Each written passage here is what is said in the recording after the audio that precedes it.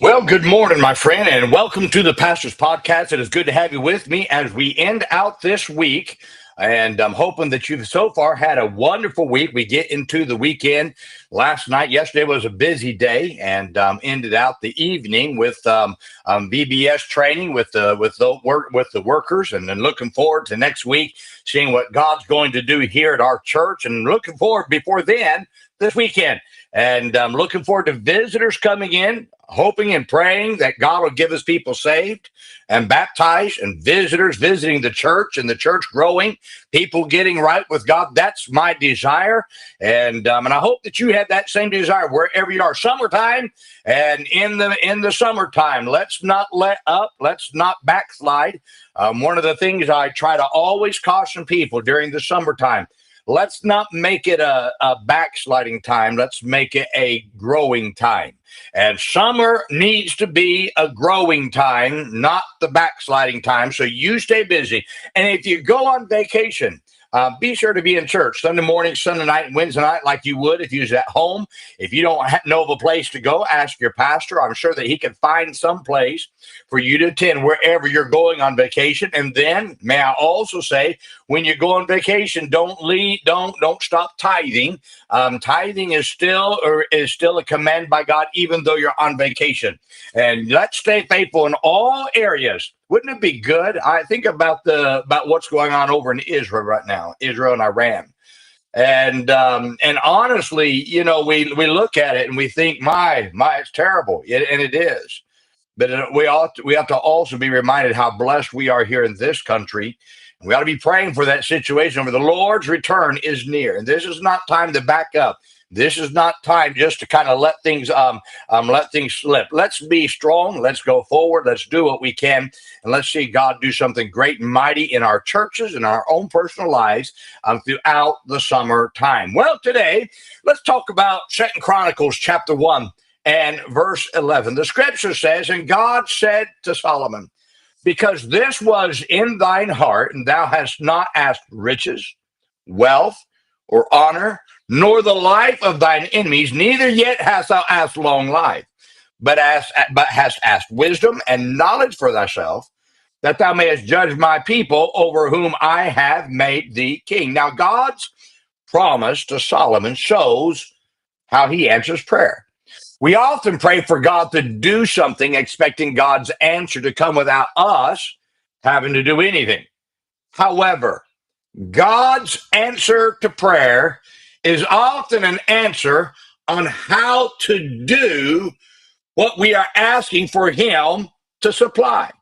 So, for instance, God's answer to prayer shows us how to work to get what we need, but we got the answer.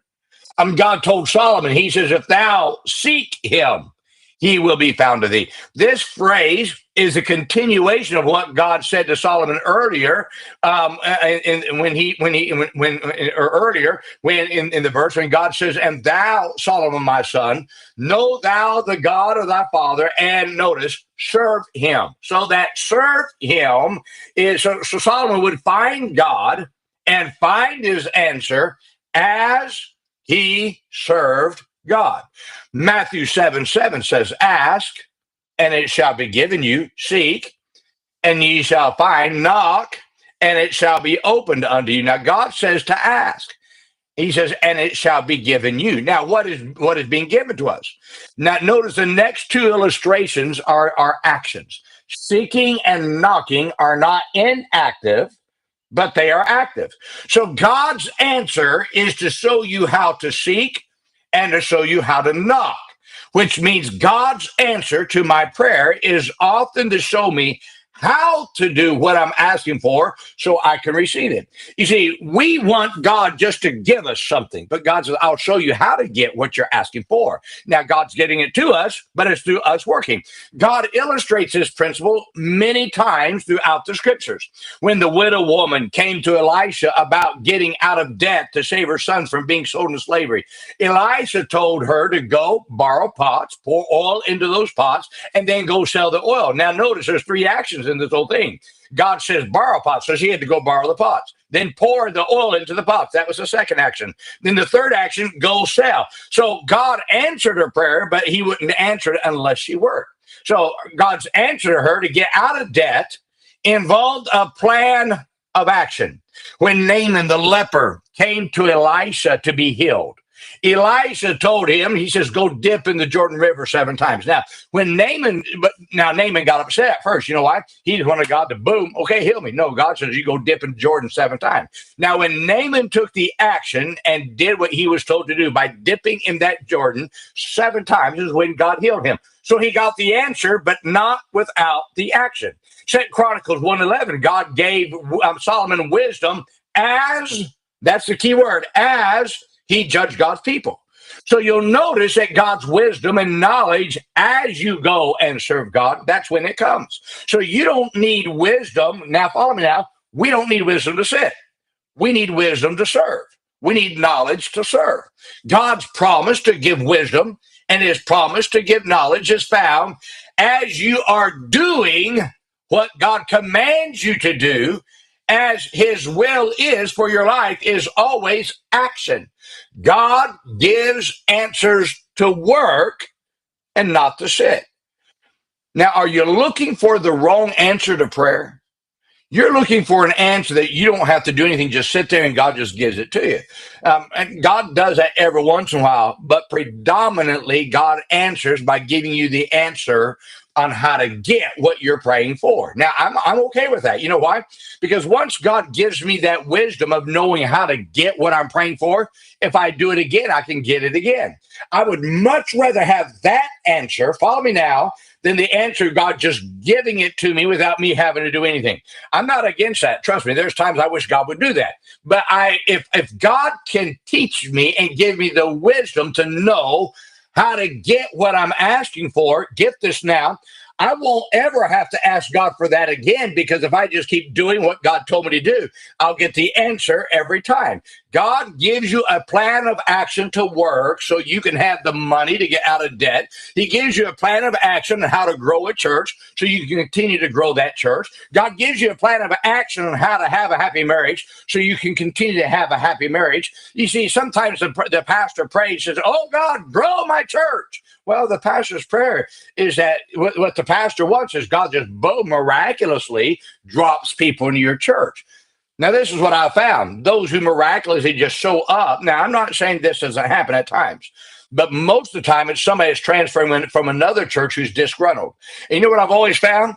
They've always left. You know, it's what's interesting to me. Those who came to my church from other churches because they were disgruntled, they've left my church because they were disgruntled and they went to another church. And everyone who's always gone through that other church has left that church as well. You know why? Because I don't know what they're looking for, but they're not looking for God's will. They're just looking for, I guess, I don't know what they're looking for. Only thing I know is the ones that have stuck in my church are the ones that I've gone out soul winning. I've led them to Christ, or I found somebody backslidden out there, and I was able to bring them back into serving God. And our church has grown organically by going out soul winning and bringing people in. Those are the people that stick. That's how you grow the church. This miraculous, and by the way, some of you lazy preachers going out there advertising for people to move to your church because you don't want to go soul winning. Why don't you shut up and just do what God tells you to do instead of trying to pull out of somebody else's church who's worked to get people there? And I'm talking people that you have an ear of the country and you're trying to get people to move to your church and you're advertising it. My word, why don't you go soul winning? Why don't you do it the way that God tells you to do it instead of being so lazy to try to flee from another church? Oh, God, help that lazy preacher. We ought to say, let's go soul winning. That's what we ought to do. The great churches of the past weren't built by people transferring in, though people did transfer in. They were built by the church going soul winning. God's unexpected answer to prayer is always a plan of action on how to accomplish what you're praying for. If I'm wanting growth and God just sends people in, I can't make that happen, but I can go soul winning. And I can train my converts in how to serve the Lord. Now, it's frustrating at times, but it's action. I can keep on doing it, keep on doing it, keep on doing it, and the church will grow and grow and grow. Now, listen to me. I'm not saying that we should never pray for God to give us something right now. I'm not saying that. What I am saying is this: most of the time, God gives us a plan of action. If we'll follow the plan of action, we've learned how to get what we're asking for. I won't have to ask God for that again because now I know God gave me the plan of action. Okay. It goes back to that old saying, you give a person a fish, you feed him for a day. You teach a person to fish, you feed him for life.